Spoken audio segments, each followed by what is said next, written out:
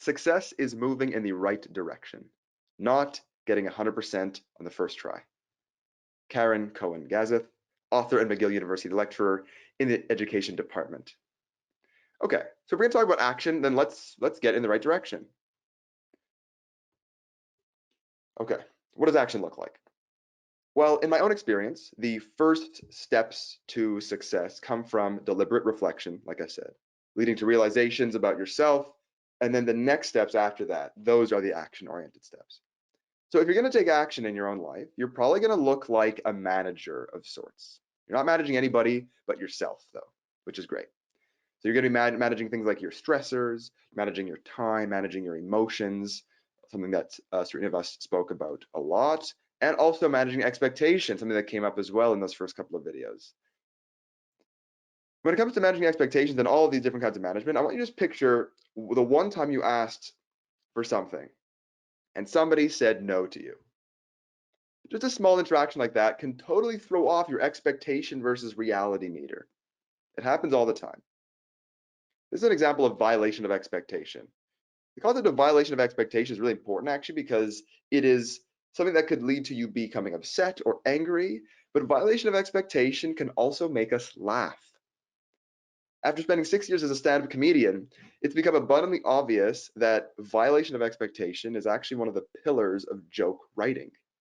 You get the setup of a joke to lead somebody in one direction, and then you deviate from that path. And that can often lead to laughter. So I find it beautiful that the violation of expectation can lead to anguish, but also laughter and joy. And this again brings us back to framing. Does the difference between expectations and the reality that befalls us, does that have to be a bad thing? Or could it be a source of joy? Something to think about. So being a manager might seem like a lot to handle. You might be thinking to yourself, I've never been a manager before, and now you're putting all this on my plate, basically all at once. Where do I begin? Well, you can begin by applying a little psychological trick I learned about in my studies in cognitive science called chunking. I'm not sure if anybody here has heard of the concept of chunking, but chunking is something that you already do naturally. If someone tells you their phone number, you take 3 or 4 digits and you combine them. So instead of recalling 10 digits, you have 3 chunks. You've got the area code, you've got the next 3 digits, and then the 4 after that. Next time somebody tells you their phone number and you have to remember it, I want you to focus on how you are repeating those numbers in your head. You might notice that you go something like 416, 638, 4345. And what you're doing there is you're actually chunking linguistically. I'm not going to get into all the details here, but the point is that 10 things become 3. 10 numbers become 3 chunks of information, and we can apply the exact same thing to management. So in our case, instead of having to worry about these 4 things and many others, we can actually just manage 1. We can manage our management. And this might seem like a trick, because it is. When we're managing our management, we get to think about things in a bit more of a global sense. And by that, I mean we get to manage our lifestyle. So we can take a whole bunch of things that are plaguing our mind at once, and we can just narrow our focus into a single one at a time. So there's only one chunk in management. That is lifestyle management. So when it comes to lifestyle management, we got to be proactive. We're trying to figure out still how we're going to take action. This is where things get fun, because as the manager of your lifestyle, you get to pick apart everything that you do. So you start with the big picture, and then you can start laser focusing onto individual aspects of your life. Not sure if you heard of Tim Ferriss. He's got a very popular podcast, and he also pushes this idea of lifestyle management to its logical limit in his extremely popular book called The 4-Hour Workweek. Pretty sensationalist title, if you ask me. Now, I won't get into the details, but he basically urges you, the reader, to audit your life and identify the activities and behaviors that yield the highest return on time investment.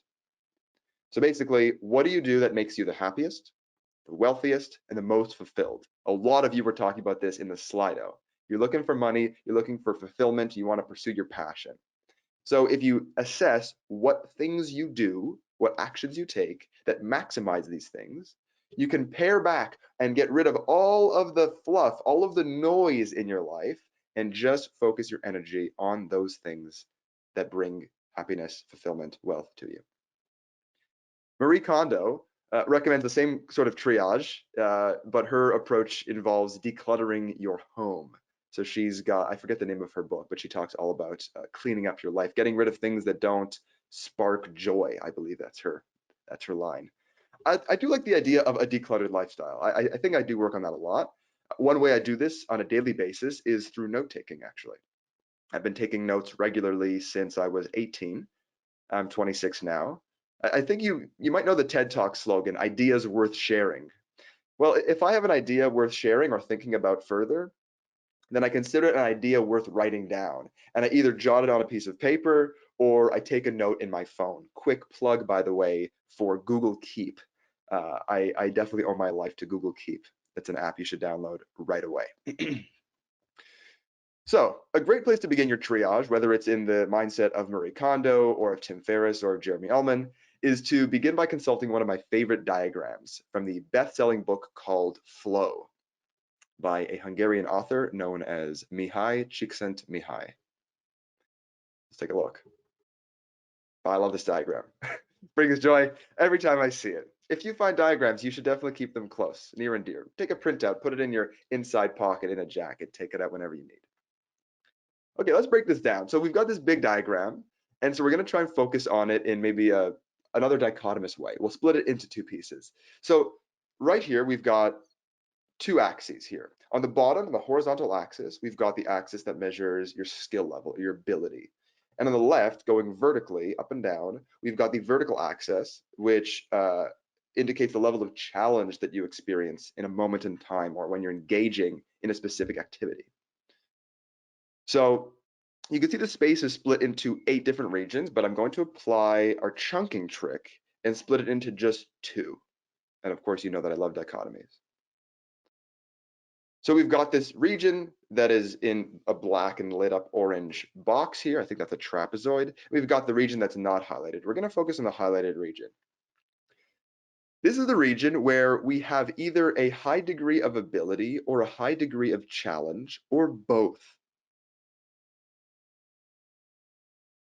So when it comes to taking action in life, when it comes to auditing your life, seeing what it is that you do already, it's important to identify how much time you spend in each of these different regions.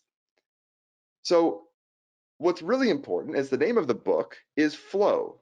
Flow is this focused and happy state that is at the intersection of a high challenge and also a high ability context. So flow is rare. You should see that it only occupies 1/8 of the diagram. So mathematically, that's 12.5% of your time. If you were just a completely statistically random individual, you would spend 12% of your time in flow. Not that much. So flow is rare. You can think of it as more of a goal than as a state of mind that you need to be in all the time. So I don't think it's possible to have, I do think it's possible to have too much of a good thing.